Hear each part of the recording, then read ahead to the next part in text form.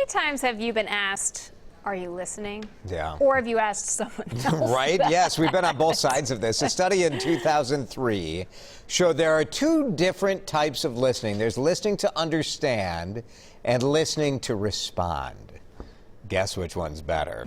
In today's Relationship Reboot, we're finding out how people who listen to understand have better satisfaction in their relationships. Joining us now is Michael Walker, PhD student at the University of Minnesota. Michael, nice to have you with us. Thank you. Good morning. How are you guys doing today? You know, listening, I think anyone in any relationship would say active listening is key to success. It most definitely is. And I'd like to just start off by talking about Carl Rogers' person-centered therapy and counseling, which really one of his key tenets is about understanding that the person that you are working with has the answers to their own issues. It just takes the right questions to bring that out. And in order to hear what the person is saying, you have to be an active listener and listening for understanding, not just to respond. And I suspect that starts without thinking that you already know the answers to what you want to tell them. It starts with keeping an open mind about all of this. Correct.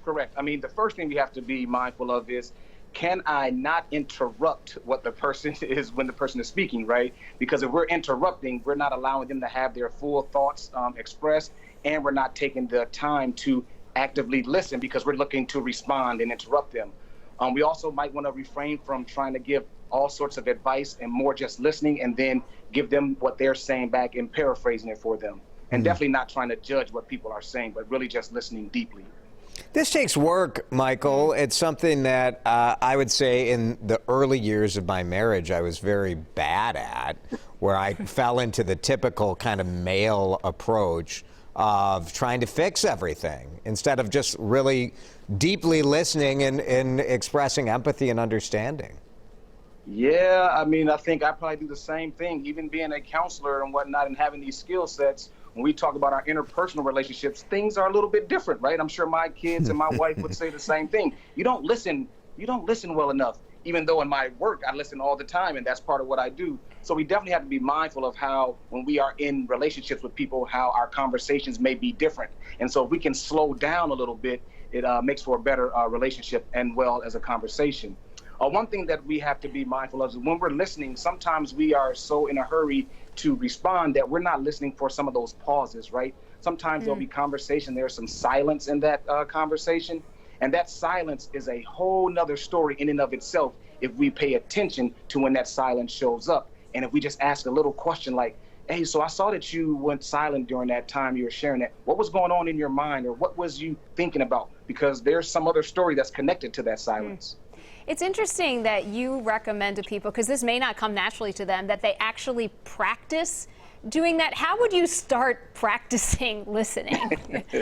Well, first of all, it's going to be very awkward, but I would say find a willing participant, so you and another person get together, and basically what you're going to do is take turns listening to each other. So you'll do you can create some other type of prompt like, hey, how was your day? And for 2 minutes, one person is just sharing their day. The other person is just sitting there listening without interrupting, without thinking about judging them, but just taking in the information. And then at the end of that 2 minutes, you share what you heard from that 2 minutes speaking, and then you just flip it, vice versa. So it's an opportunity for both people to learn and listen and practice listening.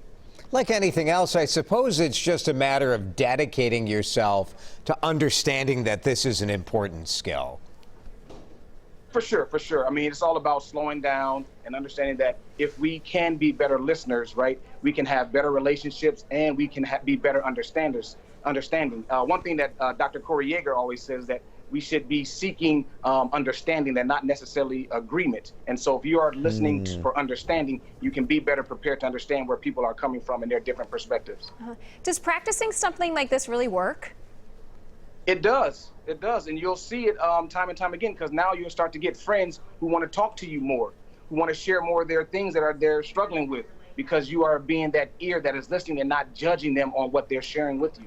These are the same practices that journalists use when we're doing interviews, though. It took me a little while to realize that some of this that I do at work could be useful when I come home.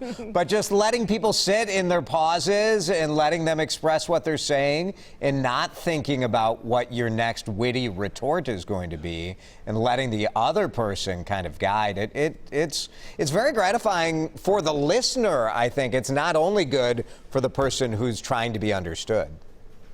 Correct. Because now you understand that importance. And so now you'll seek that out for yourself as well, to have people that will just listen to you and your statements. Wow. And our statements are really good, Michael. Yeah. They're really good. People really need to listen to this stuff. All right, Michael Walker, thanks so much for joining us today. It was great to see you. Yep. Thank you. You guys have a great day. Yeah.